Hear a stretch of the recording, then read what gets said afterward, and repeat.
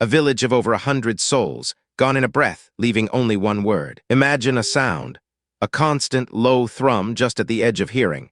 But only you can hear it. This particular whisper echoes from a distant past, from a place where English dreams of a new world met an inexplicable silence. It's the whisper of Roanoke, a colony that vanished without a trace, leaving behind a riddle etched into the heart of early American history. Tonight, we'll gently trace the edges of this enduring enigma, allowing its quiet questions to settle around us. Our story begins in 1587, on the shores of what is now North Carolina. Sir Walter Raleigh, an ambitious English explorer, dispatched a third expedition to the New World. This wasn't merely a reconnaissance mission. It was an attempt to establish a permanent English settlement. 117 men, women, and children, led by Governor John White, set sail.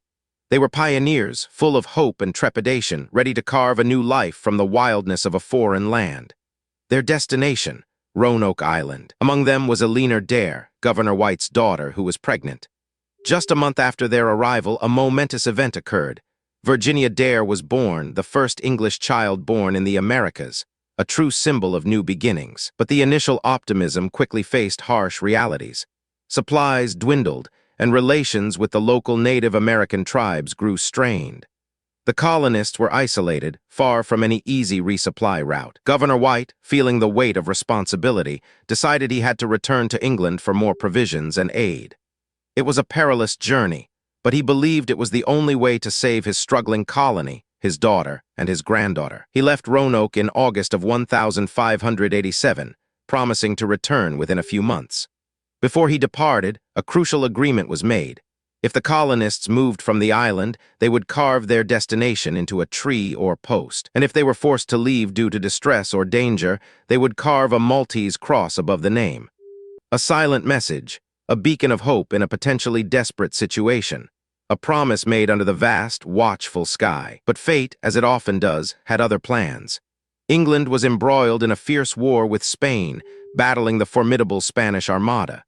Every ship, every sailor was needed for the defense of the realm. Governor White's return was delayed, not for months, but for 3 long years. 3 years of anxious waiting, of imagining the struggles of his family and fellow colonists across the vast ocean. 3 years of uncertainty. Finally, in August of 1590, John White's ship sailed back into the familiar waters of Roanoke Island. The air was thick with anticipation, tinged with a deep, unspoken fear. What would he find? As they approached the settlement, an eerie silence descended. No smoke rose from chimneys, no voices carried on the wind. The houses were gone, dismantled, swallowed by the encroaching wilderness. It was as if no one had ever been there. Then they saw it. Carved into a fence post at the entrance of the palisade, clearly visible, was a single word, Croatoan, and nearby on a tree the letters Crow. No Maltese cross was present. Croatoan was the name of a nearby island, now known as Hatteras Island, home to a friendly Native American tribe. The absence of the cross suggested they had not left in distress, but perhaps by choice, to join their allies. White desperately wanted to investigate Croatoan to find his family, to solve the mystery. But a violent storm arose, forcing his ships back to sea and ultimately back to England. He never returned to the New World, and so the Roanoke colonists became the Lost Colony. Their fate remains one of history's most enduring unsolved mysteries, a narrative whispered through centuries, inviting speculation and quiet contemplation. What truly happened to them? The most widely accepted theory is that they assimilated with the Croatoan or other local tribes. Perhaps driven by hunger, disease, or conflict, they sought refuge and a new life among the indigenous people. Archaeological digs in recent decades have uncovered intriguing clues. English artifacts, like pottery shards and tools, have been found in areas associated with Native American settlements on Hatteras Island and the mainland. Could these be remnants of the lost colonists, living among their new neighbors? It's a comforting thought, a narrative of survival and adaptation rather than one of tragedy. A quiet blending of worlds. Another theory suggests they were massacred by hostile tribes or even by the Spanish. But the lack of a Maltese cross, the agreed-upon distress signal, makes this less likely, though certainly not impossible. Perhaps they simply sailed away, attempting to reach another English settlement that never materialized, lost at sea.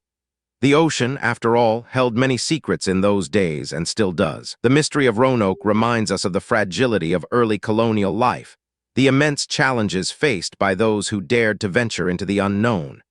It's a story woven with hope, fear, and the profound silence of the vanished. As the whispers of Roanoke fade into the stillness of the night, we're left with a sense of wonder, a quiet appreciation for the stories that time almost swallowed whole.